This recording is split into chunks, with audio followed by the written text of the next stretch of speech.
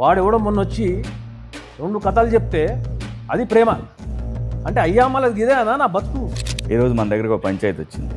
చూస్తే వాడు మరి మంగపతి కన్నా తేడా ఉన్నాడు. ఆడి కూతురు ఏదో పంచాయతీ. అరే ఇంకా నన్ను పిలవండిరా. బరబ్బరి చెప్పినావు.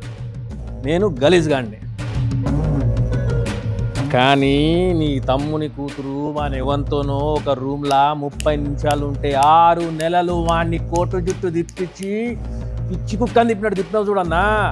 గట్లాంటోడు నా కూతురుకు లైన్ వేస్తే నా కూతురు వాడిని పెళ్లి చేసుకుంటా అంటే మరి నేనేం చేయాలన్నా చెప్పు, నువ్వే చెప్పన్నా.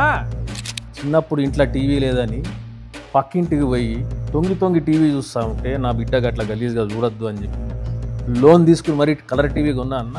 మరి ఎందుకు పని చేసిన? పొలం మీద పురుగులు పడితే మందు కొట్టాలా, మన ఇంట్లో అమ్మాయి ప్రేమలో పడితే వాని మీద యాసిడ్ పోయాలి. అది ఒక్కటే మా కాడ యాసిడ్ డబ్బా తీసుకురాపో మీద పోసుకో.